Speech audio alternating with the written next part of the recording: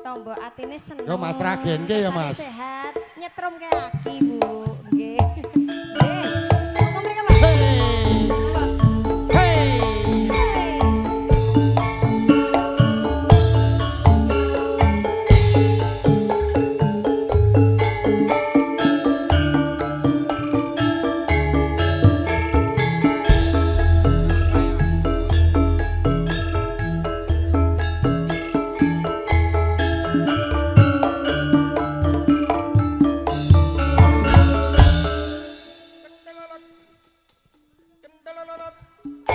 Monggo Pak. Biyen aku ra wis kandha jroning bebrayan bapak ingkang godha babagan wati pangun tanpa oper boten dedekang rinoko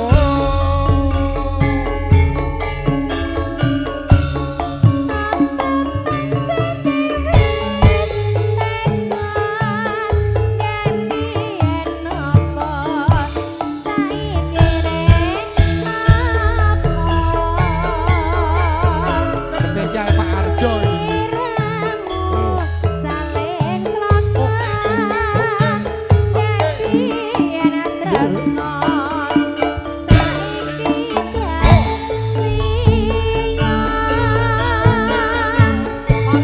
Wong bakut kok aja bingung tumawon apa kebae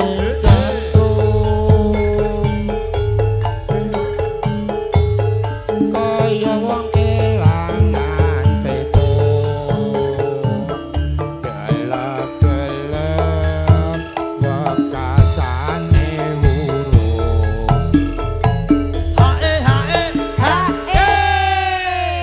iki jo khusus nggonmu aku liyane jane serah nyanyi. Oh, ngoten niki spesial ya Pak nggih. Spesial Pak Arjo iki. Pak Bagio, nyun sewu keng garwa nderek mboten menika siang menika. Tumut lha niku pun Bojoku sami, melu ora Mas. apa-apa, Pak iki gaweane munyal-munyal ngene iki kok. Nyetrum kaki, kersane sehat ya. Wong Ini Mbok timbul mau semangat. men Lanjut. karepe Mas. Yen tambah 6 ngono Pak Mbok D kok. Tak sowan bareng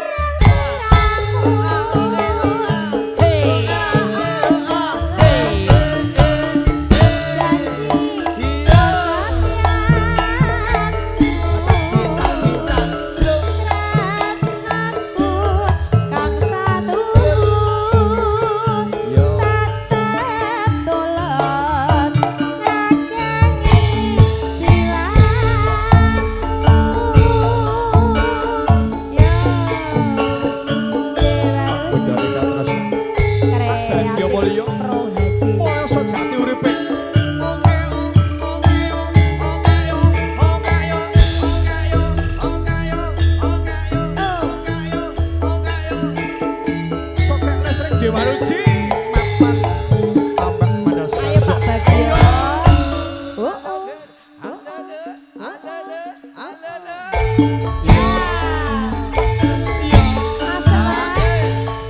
Yen aku ra wis kandha jroning bebrayan bapak ingkang godha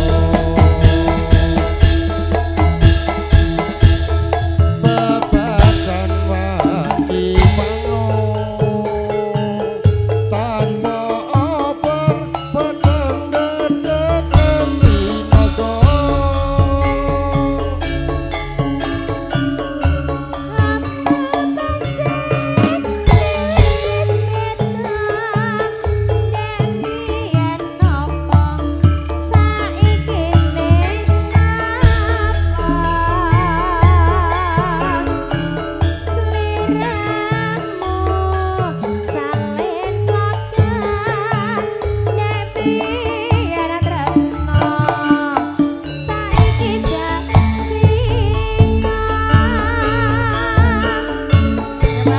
Wong ayu kok aja bingung